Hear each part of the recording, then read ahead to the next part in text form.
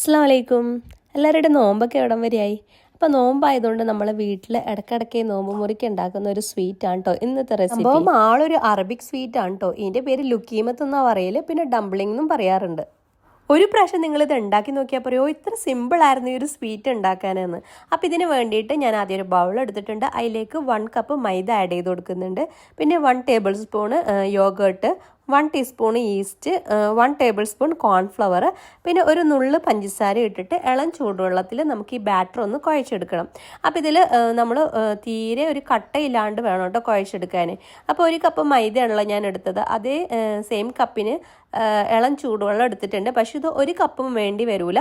ഞാൻ കുഴച്ച് വരുമ്പോഴേക്ക് കാണിച്ചു തരാം ലാസ്റ്റ് എത്ര ഇതിൽ ബാലൻസ് ഉണ്ട് വെള്ളമെന്ന്. അപ്പോൾ ഈ ഒരു മെത്തേഡിൽ ഇങ്ങനെ കട്ടയില്ലാണ്ട് നല്ലോണം കുഴച്ചെടുക്കണം. അപ്പോൾ ഇളം ചൂടുവെള്ളം നമ്മൾ ഇടുന്നതെന്ന് വെച്ചാൽ ഈസ്റ്റൊക്കെ ഇട്ടതുകൊണ്ട് ഇതൊന്ന് ഫെർമെൻ്റ് ആയിട്ടൊന്ന് പൊന്തി വരാൻ വേണ്ടിയിട്ടാണ്. കുട്ടികൾക്കായാലും മുതിർന്നവർക്കായാലും ഇഷ്ടപ്പെടുന്ന ഒരു സ്വീറ്റാണ് കേട്ടോ ഈ ഒരു ലുക്കീമത്ത്.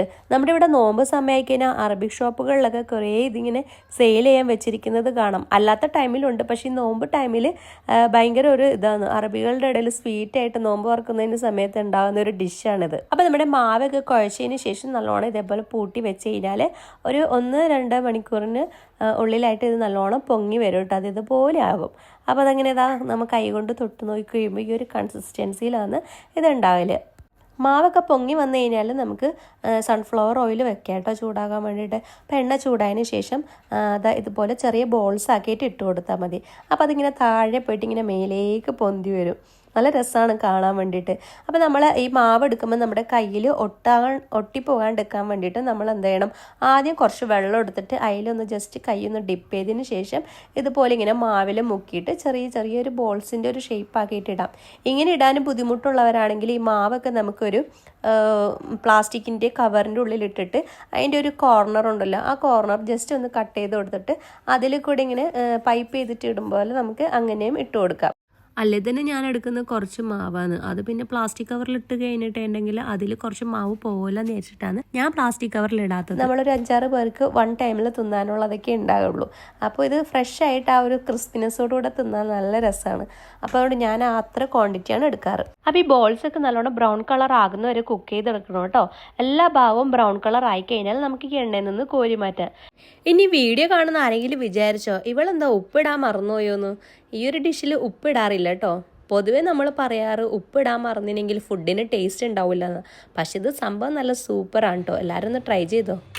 അപ്പോൾ നമ്മളിത് ഷുഗർ സിറപ്പിനെ കൂടെയോ ഡേറ്റ് സിറപ്പിനെ കൂടെയോ ഹണീനെ കൂടെയൊക്കെ നമുക്കിത് യൂസ് ചെയ്യാം. നല്ല ഇങ്ങനെ ഈ ഗുലാബ് ജാമുനൊക്കെ തിന്നും പോലെ നല്ലൊരു ഈത്തപ്പഴത്തിൻ്റെയോ അല്ലെങ്കിൽ ഷുഗർ സിറപ്പിലൊക്കെ മുങ്ങിക്കിടന്നിട്ടാണ് ഈ ഒരു ഡംപ്ലിംഗ് ഉണ്ടാകാറ്. അപ്പോൾ ഇതിനെ കൂടെ ഗാർണിഷ് ചെയ്യാൻ വേണ്ടിയിട്ട് ഞാൻ ബ്ലാക്ക് സീസെയിം സീഡും അതുപോലെ വൈറ്റ് സീസെയിം സീഡും ഇതിൽ ഒന്ന് ഗാർണിഷ് ചെയ്യാൻ വേണ്ടി ഇട്ട് കൊടുക്കുന്നുണ്ട് കേട്ടോ. അപ്പോൾ കാണാനൊരു ലുക്ക് ഉണ്ടാവും. ഇനിയിപ്പോൾ ഷുഗർ സിറപ്പ് ഉണ്ടാക്കാനൊന്നും നിങ്ങൾക്ക് പഠിപ്പിച്ചു തരണ്ടല്ലോ, അതെല്ലാം എല്ലാവർക്കും അറിയുന്നതല്ലേ. അപ്പം നല്ല ഷുഗർ സിറപ്പൊക്കെ ഉണ്ടാക്കിയിട്ട് ഇതേപോലെ നല്ല ചൂടോടെ ഈ ഷുഗർ സിറപ്പ് ഒഴിച്ച് കഴിക്കാൻ നല്ല രസമാണ്. നല്ല ക്രിസ്പിനെസ്സും അതുപോലെ നല്ല സ്വീറ്റാണ്. ഇനിയിപ്പോൾ എന്തിനാ നോക്കിയിരിക്കുന്നത്, എന്നാൽ പിന്നെ പോയിട്ട് ഉണ്ടാക്കിക്കോട്ടോ എല്ലാവരും. ഇവിടെ നമ്മുടെ ഇവിടെ ഇൻഷുക്കുട്ടിക്കാണെങ്കിൽ ഇത് ഷുഗർ സിറപ്പിലൊന്നും ഇടണമെന്നില്ല. ഞാനിത് പൊരിച്ച് കോരിയിട്ട് വെക്കുമ്പോൾ തന്നെ ഓളെടുത്ത് തിന്നാൻ തുടങ്ങും.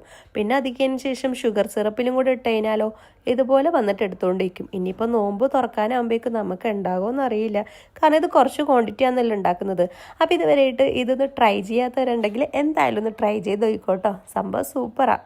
ഇതിങ്ങനെ സെൽഫി മുക്കി തിന്നാൻ നല്ല ക്രിസ്പിയാണ്.